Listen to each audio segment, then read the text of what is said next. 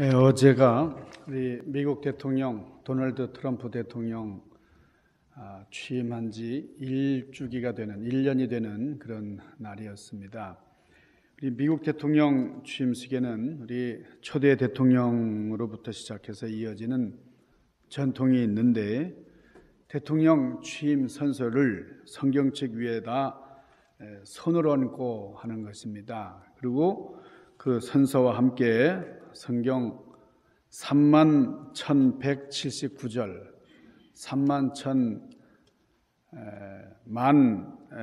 성경의 31,179절인데요.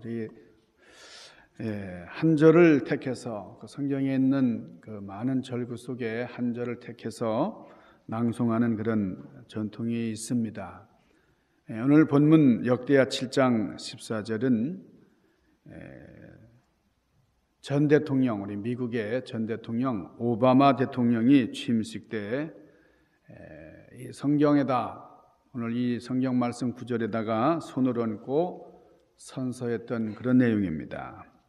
내 이름으로 일컫는 내 백성이 그들의 악한 길에서 떠나 스스로 낮추고 기도하여 내 얼굴을 찾으면 내가 하늘에서 듣고 그들의 죄를 사하고 그들의 땅을 고칠지라 그랬어요.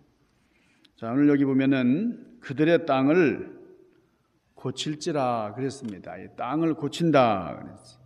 이 고친다라는 말은 뭔가 고장이 났다 그런 말이죠. 아니면은 문제가 있다 그런 말 아닙니까? 고장이 나거나 문제가 생겼기 때문에 고친다는 거죠. 그런데 어디를 고치시겠다는 겁니까? 땅이 고장났다는 거예요.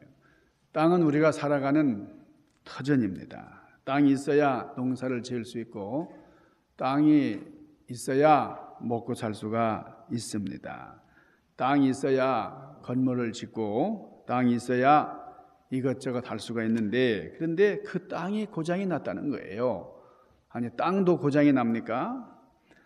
창세기 3장에 보면은 아담과 하와가 선악과를 따먹고 죄를 지었습니다. 선악과를 따먹는 죄를 지었을 때에 하나님이 이렇게 말씀을 하십니다. 17절에 보면은 너로 말미암아 땅이 저주를 받고 그랬어요. 땅이 우리 사람들로 말미암아 저주를 받았어요. 사람의 죄로 말미암아 저주를 받고 너는 평생 수고하여야 그 소산을 먹으리라.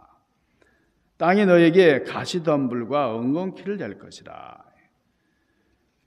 땅이 죄를 지은 사람으로 말미암아 저주를 받았다는 겁니다. 하나님께서는 비옥한 땅을 우리 인간들에게 주셨지만은 저주를 받았어요. 죄를 지음과 동시에 저주를 받았어요.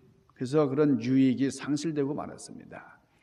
우리 인간이 죄를 통해서 이 땅을 저주스러운 곳으로 변질시켜 버린 겁니다. 창세기 4장 12절 네가 땅에서 저주를 받으리니 네가 밭을 갈아도 땅이 다시는 그 효력을 너에게 주지 아니할 것이요 너는 땅에서 피하며 유리하는 자가 되리라. 땅이 사람을 받아주지 않는다는 거예요. 지질학자나 풍수지를 믿는 사람들은 사람들이 살 수 있는 지역이 있고 살 수 없는 지역이 있다 그런 말을 합니다. 그것은 토양을 두고 하는 말이지요. 그렇지만은 성경에서 말씀하는 것은 사람이 죄를 짓고 살면은 그 땅이 받아주질 않는다는 거예요. 그 어느 지역이든지 땅에 뿌리를 내리고 살 수가 없다 그렇게 말씀을 해요. 땅에 뿌리를 못 내리고 사는 사람은 불행한 사람이에요. 그래서 하나님께서 이 고장난 이 땅을 고쳐주시겠다 이렇게 말씀을 하십니다. 하나님께서 이 고장난 이 땅을 고쳐주시겠다 하시는데 이 조건이 있어요. 그 조건이 뭐냐? 내 백성이 그들의 악한 길에서 떠나라 하는 거예요. 죄를 짓지 말라는 거예요. 아까 말씀드렸던 것처럼 이 땅이 병들고 고장난 이유가 무엇 때문에 그렇습니까? 그것은 죄 때문에, 인간이 죄를 지었기 때문에 이 땅이 병들었다 하는 거예요. 그러면 이 땅을 고치려면 어떻게 됩니까? 병든 땅을 고치려면은 이 죄 문제를 해결해야 됩니다. 내가 지은 죄를 회개해야 됩니다. 이 말씀을 참 그냥 지나치지 않기를 바랍니다. 이 죄와 병은 직접적인 관련이 있어요. 우리 예수님께서 좀 환자들의 병을 고쳐주실 때에 이렇게 말씀을 하셨어요. 병을 고쳐주신 다음에 다시는 죄를 짓지 말아라. 그러니까 죄 지은 것 때문에 질병이 들어오고 죄를 지으면 모든 관계가 고장나게 되어 있습니다. 자, 우리는 한국을 떠나서 지금 타향에서 이렇게 살고 있습니다. 이 미국에 와가지고 우리가 이렇게 발을 붙이고 살아가는데 여러분들 많은 분들이 그렇습니다만 저도 이 미국에서 산 날이 한국에서 산 날보다 더 많아졌어요. 우리는 이 땅을 참 원해서 왔습니다. 선택해서 왔어요. 그런데 오늘 예레미야 오늘 본문 성경 말씀에 보면은 이스라엘 백성들이 포로로 왔습니다. 포로로 바벨론에 잡혀와서 참 종처럼 살았어요. 포로로 살았어요. 오늘 여기 두 번째 본문 예레미야 29장 4절에서 7절까지 말씀을 보면은 바벨론 땅, 남의 땅에 와서 포로로 살고 있는 그런 이스라엘 백성들에게 일깨워 주시는 그런 말씀이에요. 너희는 집을 짓고 거기 살며 텃밭을 만들고 그 열매를 먹어라. 아내를 맞이하여 자녀를 낳으며 너희 아들이 아내를 맞이하며 너희 딸이 남편을 맞아 그들로 자녀를 낳게 하여 너희가 거기에서 번성하고 줄어들지 않게 하라. 이렇게 말씀을 하십니다.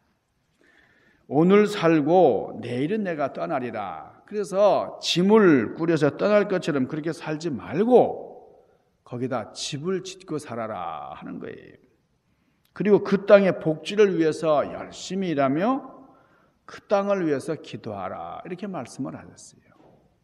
우리 한국을 떠나서 이 땅에 온 우리는 이곳에서 집을 짓기 시작을 했습니다. 아니 이미 우리는 전원을 만들고 열매를 따먹고 있습니다. 이곳에서 결혼해서 가정을 이룬 사람들도 있고 여기 우리 아들, 딸들도 다 결혼시켰고 자녀들을 낳아서 양육하고 있습니다. 어느 사이에 우리는 여기까지 와 있어요.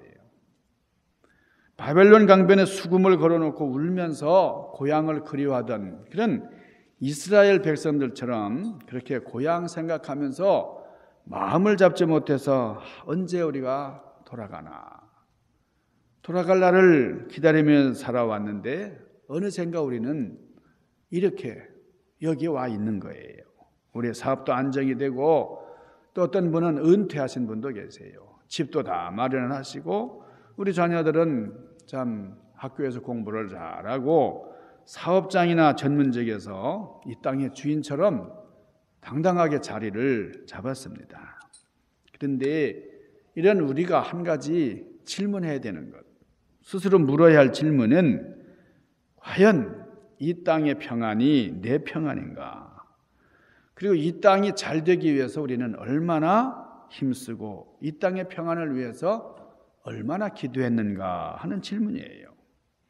너희는 내가 사로잡혀 가게 한 그 성읍의 평안을 위하여 힘쓰고 위하여 여호와께 기도하라.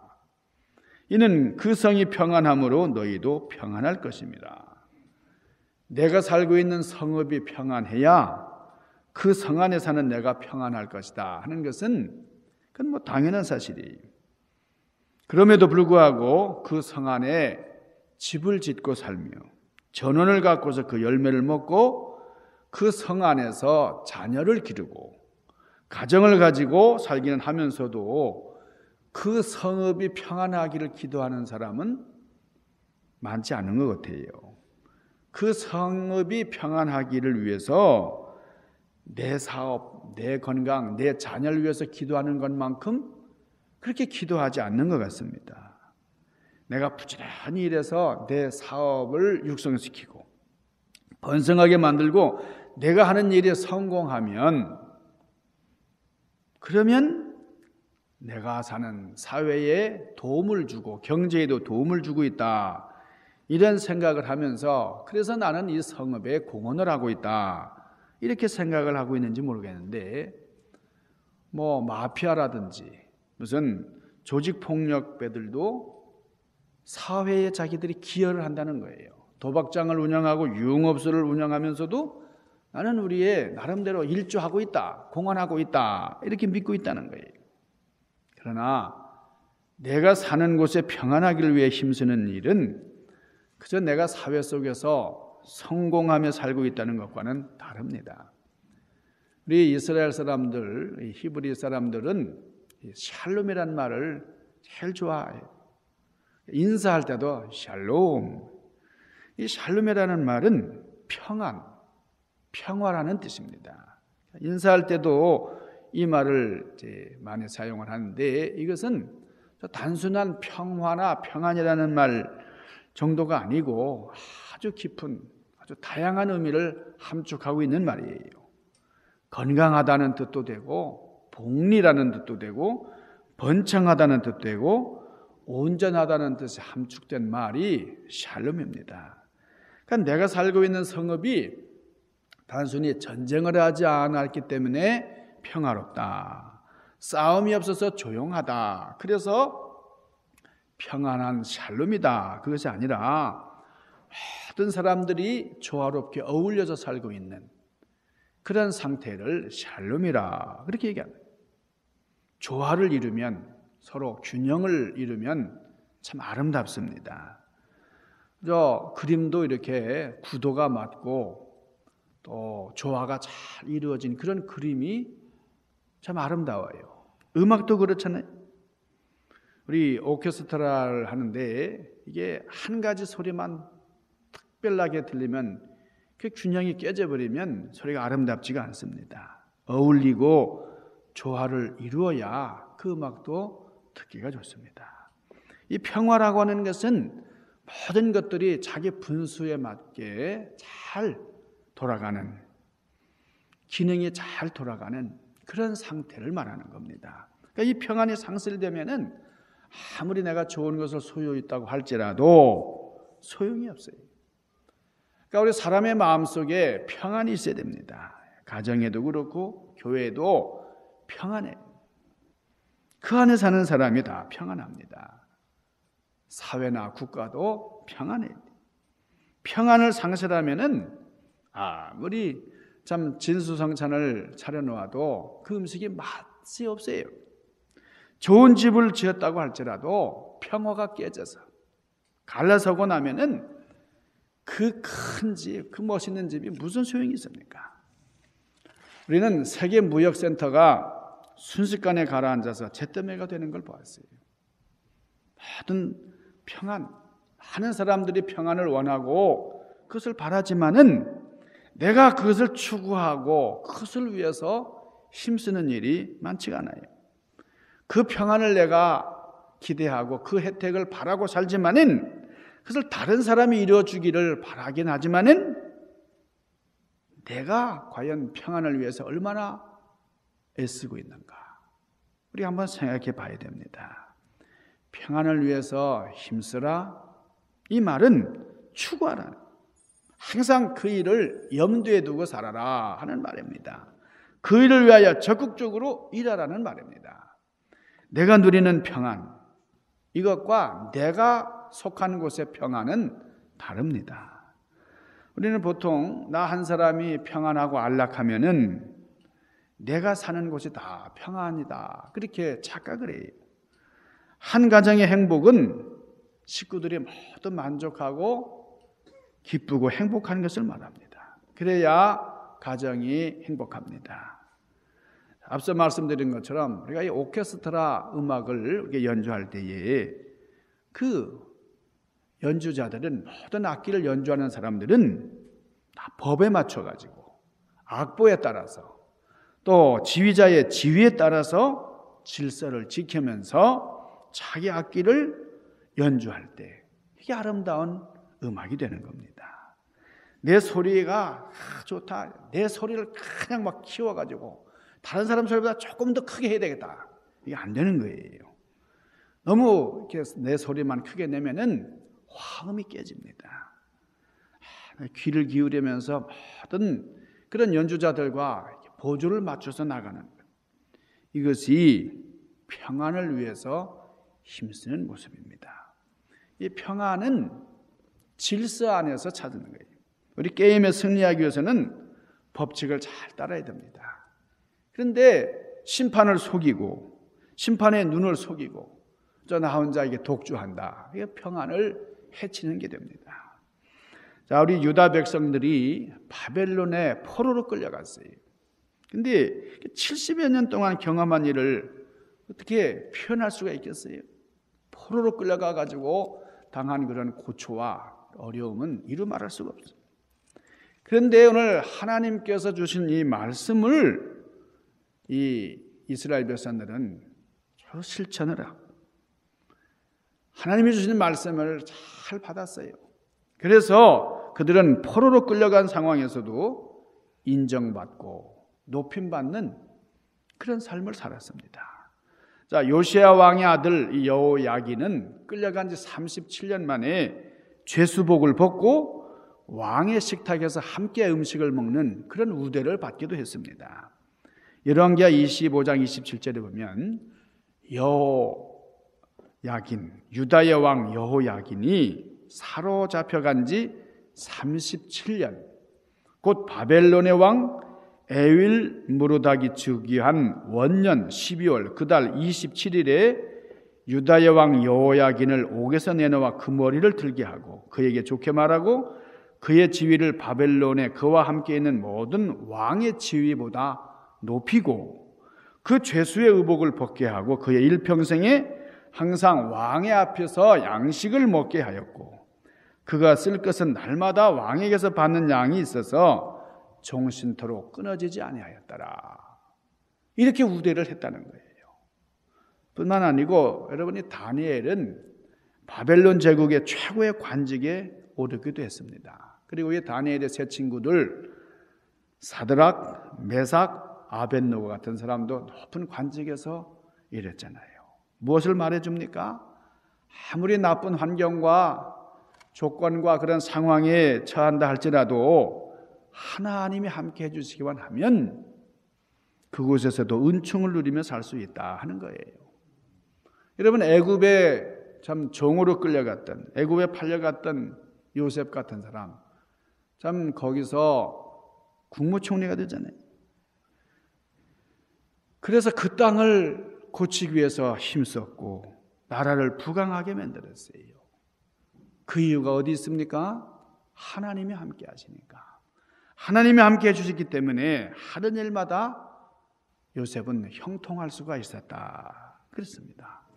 우리 이민자들로 이루어진 우리 나성중앙연합 감리교회와 우리 성도들은 오늘 이 말씀을 우리 깊이 묵상하면서 이 땅의 평화와 번영을 위해서 힘쓰고 기도하면서 내가 사는 이 성읍을 건강하게 만드는 데 크게 일조하는 그런 믿음의 주인공들이 될 수 있기를 주님의 이름으로 간절히 축원합니다. 기도하십시다. 걸어가신 아버지, 오늘 우리가 살고 있는 이 미국 고향을 떠나서 이방 땅에 와서 살고 있다고 우리가 나그네 입장에서만 생각할 것이 아니라 정말 이 땅을 허락하신 하나님 앞에 오늘 이스라엘 백성들이 비록 포로로 바벨론에 끌려왔지만은 그곳에 참 전원을 만들고 열매를 따고 후손들을 번성하게 만들었던 것처럼 우리가 이 땅의 주인공으로 자리 잡는 하나님의 놀라운 동행하심을 의지하고 끝까지 승리하는 제들 되게 하여 주옵소서. 이를 위하여 오늘 말씀을 구체적으로 실현하는 귀한 자리에 서게 하여 주옵소서. 예수님 귀하신 이름으로 간절히 구하옵나이다. 아멘.